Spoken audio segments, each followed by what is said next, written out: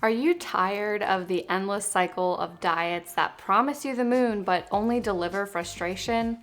If you're someone who wants to lose weight, develop a healthier relationship with food, and get out of that diet cycle of failure, then stick around until the end of this video because we're going to tackle a common struggle that many dieters face: overeating. We are going to get to the bottom of why you're overeating by understanding which type of overeater you are, either a restrictor or a permitter, and how to take the first steps to finding freedom from the diet mindset. Hey friends, my name is Christina, and on this channel I talk about lean eating skills and the psychology of behavior change without any restrictive diets or calorie counting while keeping plenty of fun in life.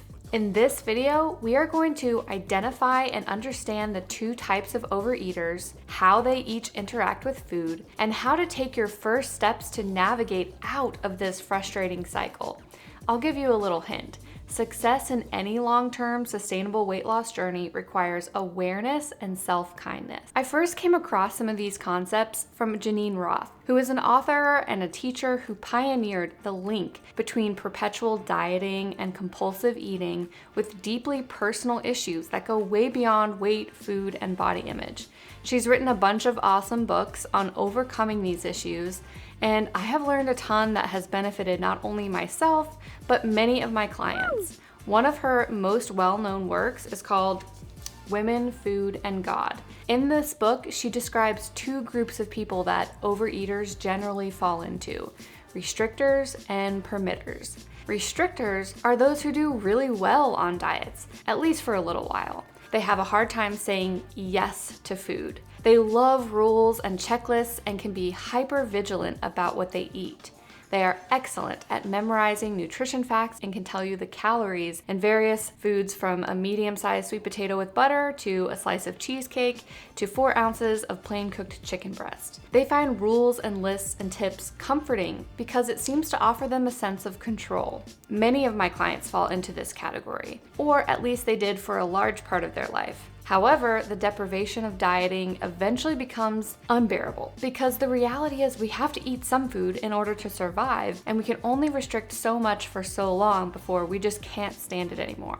My clients who went through a long period of restriction often experience a major shift into the screw it mindset, and they end up overeating or binging on whatever was previously forbidden to eat on their most recent diet plan. Then they feel out of control and realize that they need to watch what they eat, or they want to lose weight because that is what will solve this unhappiness in their life, or whatever they've identified as the problem, and the whole cycle starts all over again. Restrictors love the latest fad diets because they're just looking for that next thing, that next diet that's going to solve their problem. They also like to work hard, and they feel like they're being good. It feels good following rules because many people in this category believe deep down that the size of their body is the root cause of their suffering, and it can be controlled and solved by controlling what they eat and how much they weigh. So that is our first group, the restrictor. Do any of these characteristics resonate with you? Let me know in the comments below.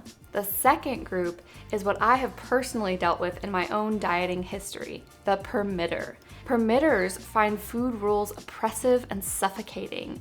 We have a hard time saying no to food. We're very suspicious of programs and food lists, so we aren't as tuned into calorie counts of different foods because it's easier just to deny it than be hyper vigilant about every single bite that goes into our mouths. Rules are meant to be rebelled against because we dislike them. I prefer to come up with any excuse to use food. Am I celebrating something? Let's get a treat. Am I taking a long car trip? How about getting some car snacks? Going to the movies? Well, I always have to get a large popcorn and soda and Milk Duds. Had a hard day? I really deserve a treat. We are also the same people who think, I can't understand how I gained 10 pounds this last month. I thought I was doing really well. Usually, if we do start some kind of diet program, the first step is breaking the rules and going off the program. Maybe I'll try again on Monday, I'll say, but there is a better way, and I'm gonna share that with you in just a little bit. So we've got our restrictors and permitters. Restrictors diet like it's their full-time job, and permitters live by the phrase, you only live once. And just a side note here, this is not necessarily a one-size-fits-all. I know many people find labels and personality type testing too limiting, like it's trying to put them in some kind of box. So I want to encourage you to look at this as a tool that is revealing something important about your relationship with food. And this is my tendency or inclination that I've developed, but I can learn a different way. It's sort of like our handedness. Let me give you an example. Over the summer, I fractured my left wrist and I had to wear a cast for a while. The problem is I'm left-handed, so what did I do? Just shrivel into nothingness? No. While my left hand is my dominant hand, I learned to do a lot of things like brush my teeth, eat, and so on with my right hand.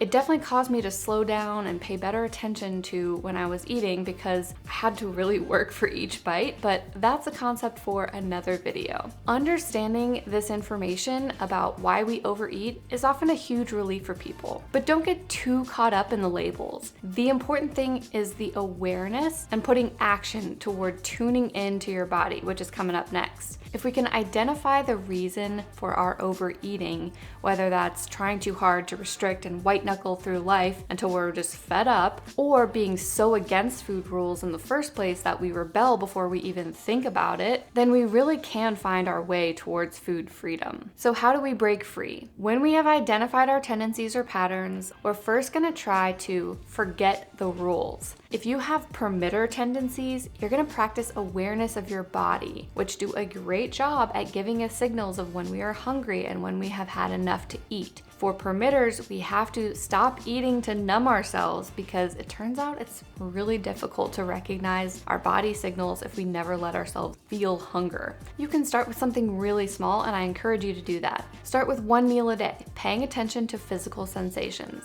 Just like when you have the urge to go to the bathroom, the feelings of hunger and fullness are telling you something.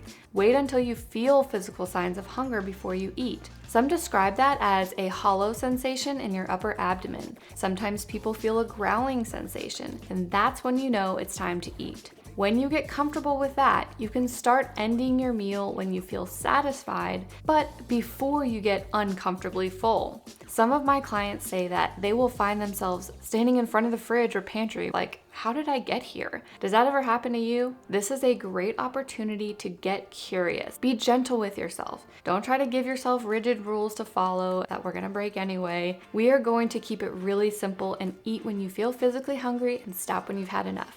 You can start where you are. We're just learning to trust our bodies a little bit more. You probably won't be very good at it at first, and that's okay. Try to be aware of any sabotaging thoughts you might be having, which I talk more about some of those here. If you're a restrictor, you probably know about hunger, and maybe even when you're full, but you're so used to following those external rules of a certain calorie amount or list of good foods that it's hard to figure out what your body actually wants. So for my restrictors out there, I want you to also ditch the food rules. You can check out more in this video here. We are trying to get out of our heads and into our bodies. We're learning how to trust your body to tell you what it wants to feel well and be nourished, which might include some of those foods that were previously off limits. When I first start working with a client who struggles with overeating, I will literally tell them, you can start out eating chocolate cake for every single meal if you want to. Why do I say this? Isn't that bad advice? The idea is to move away from any food being labeled good or bad and just focus on hunger and fullness at first. And at the beginning, I'm not as concerned with what you are eating. Although that plays a role and is important, I encourage people to begin with trusting that they will figure that part out with time. We don't want to change too many things at once. And by the way, once people understand that they can have chocolate cake, the forbidden fruit effect is removed and it becomes just an ordinary food like anything else. Most people would get so sick of chocolate cake if they ate that for every single meal. And your body's needs for food other than chocolate cake will surface, I promise. Most of my clients find that their bodies will start to crave nutrient-dense foods. Imagine that. So eating what your body wants slowly when you're hungry is a great starting skill. Let's just get really good at that at first. So there you have it. What do you think? If you want to break free from compulsive eating, you are first going to have some awareness and identify what's going on with curiosity and kindness. Then you're going to learn to become more aware of your needs. Get out of your head about food rules and calorie counts and just start to notice when your body is hungry and full. You never even have to go on another diet again. I am so confident that you can do this no matter what has happened in the past. I have worked with dozens of clients who have learned to trust their bodies with hunger-directed eating, even after mostly ignoring those signals for a majority of their lifetime. I'm talking like decades of dieting. So I know that you can do it too. Do you identify as either a restrictor or a permitter? If so, I would love to hear from you. Let me know your experiences in the comments below. Thank you so much for watching. I hope that you found this video encouraging and insightful for your own journey. If you want more direction and help with understanding your own hunger and fullness, let's talk more. It's something I teach people every single day, and I would love to chat. And I will see you next time.